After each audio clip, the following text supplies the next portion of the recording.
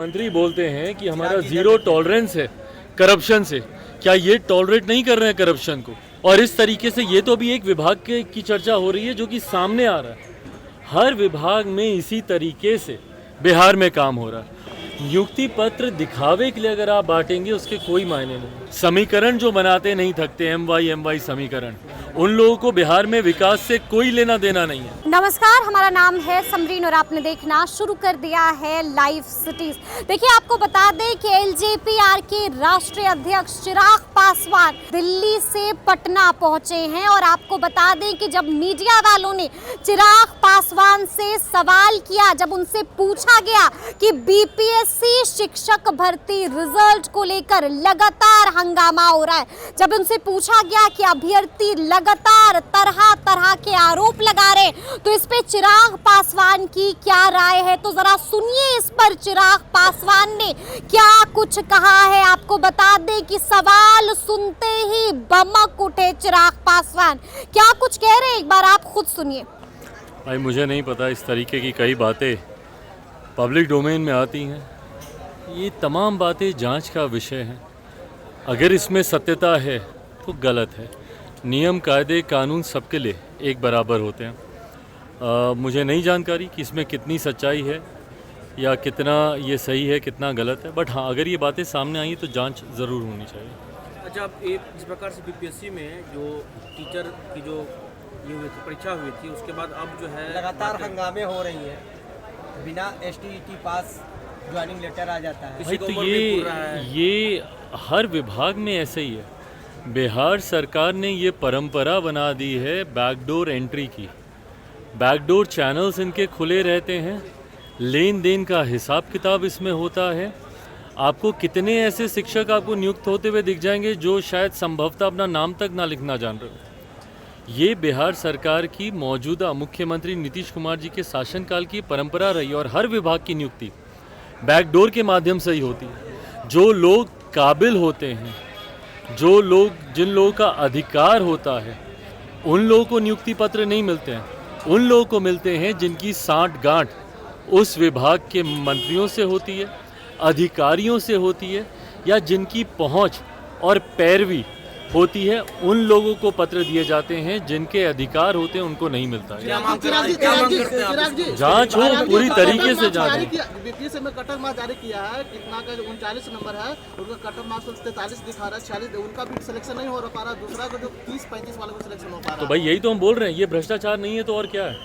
जो मुख्यमंत्री बोलते हैं कि हमारा जीरो टॉलरेंस है करप्शन से, क्या ये टॉलरेट नहीं कर रहे हैं करप्शन को? और इस तरीके से ये तो भी एक विभाग की चर्चा हो रही है जो कि सामने आ रहा है। हर विभाग में इसी तरीके से बिहार में काम हो रहा है और ये दर्शाता है कि किस तरीके से मुख्यमंत्री नीतीश कुमार जी के नेतृत्व में तमाम तरीके की नियुक्तियां भ्रष्टाचार की देन चढ़ा दी जा चुकी हैं। चिराग जी से देखिए, जिस तरह से बहादुर सिंह विधायक है RJD के, नियुक्ति पत्र 2 तारीख बांटेंगे, 2 तारीख को। कैसे देख रहे हैं इसको? एक उपलब्धि के तौर पर रही है नीतीश कुमार जी ने? भाई, बांटे नियुक्ति पत्र तो इससे पहले गांधी मैदान में ही बांटे थे। जिन्होंने 2 महीने 3 महीने की सैलरी ले ली थी, वो वर्दी पहनकर उनको नियुक्ति पत्र बांटे गए थे। नियुक्ति पत्र दिखावे के लिए अगर आप बांटेंगे उसके कोई मायने नहीं। जब तक सही मायनों में जो लोग अधिकृत हैं, जिनका अधिकार बनता है, जो प्रॉपर चैनल के माध्यम से परीक्षा देकर जिन्होंने क्वालिफाई किया है, जब तक उनके हाथ में नियुक्ति पत्र नहीं जाते, इन पत्रों के कोई मायने नहीं है। अगर आपको बैकडोर चैनल से ही लेन देन करके ही अगर आपको नियुक्ति पत्र बांटने, तो आप बंद कमरे में बांटिए ना। RJD के विधायक है फतेह बहादुर सिंह जो है दुर्गा पूजा को लेके जो है पूरा ये बोला है कि फिजूल खर्ची है, मनुवादी से जोड़ा है दुर्गा पूजा को। तो भाई, ये सनातन धर्म को गाली देना, ये तथाकथित विपक्षी दलों का जो गठबंधन है, ये उनकी आदत बन गई है।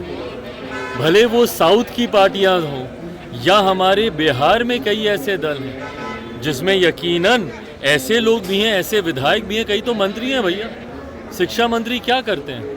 बात बात पे सनातन धर्म को गाली देना, रामचरितमानस के ऊपर सवाल उठाना, ये इन लोगों की आदत बन गई है। क्यों? क्योंकि इन लोगों को बंटवारे की राजनीति सूट करती है। समीकरण जो बनाते नहीं थकते, MY समीकरण, उन लोगों को बिहार में विकास से कोई लेना देना नहीं है। उन लोगों को सिर्फ और सिर्फ बांटने की राजनीति को धरातल पर उतारकर अपनी व्यक्तिगत महत्वाकांक्षाएं, अपने राजनीतिक लाभ लेने से मतलब है। और ये तमाम बयान सुनियोजित तरीके से, कोई भी ऐसा बयान नहीं है जो कि सिर्फ कहने के लिए या बोलने के लिए बोल दिया गया हो या जुबान फिसल गई हो या मुंह से निकल गया हो। ये सुनियोजित तरीके से आप देखिएगा, लंबे समय से, कई महीनों से वन आफ्टर दी अदर ये बयान आ रहे हैं।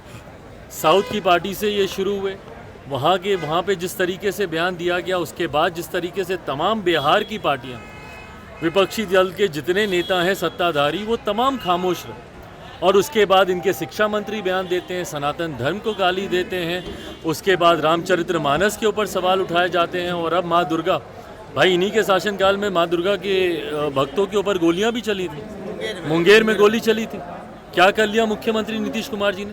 तो सुनियोजित तरीके से बिहार को बांटने की ये साजिश हो रही है। आरजेडी कोटे के मंत्री है, आरजेडी कोटे के मंत्री हैं सुरेंद्र यादव। वो कहते हैं जो जितना डिक्शनरी में उनको गाली याद है उतना वो गाली देते हैं अधिकारियों को। कैसे देखते हैं? तो किस बात का परिचय दे रहे हैं वो? अधिकारी जो है बढ़ चुका है, अफसरशाही बढ़ चुका है, इसको तो लेकर ये तरीका नहीं है भैया। अगर आपको लगता है कि अफसरशाही हावी हो रही है तो उसके और तरीके हैं, पर इस तरीके से किसी को अपमानित करना और इस बात को एज अ मेडल अपने ऊपर सीने पर टांग लेना कि भाई जितने डिक्शनरी में गालियों के शब्द उतने हम इस्तेमाल करते हैं, ये एक मंत्री की भाषा तो नहीं है कम से कम। तो सुना आपने क्या कुछ कहा है चिराग पासवान ने। देखिए साफ साफ कह दिया है कि हम तो हमेशा बोलते हैं कि यहाँ जो बहाली निकली है उसमें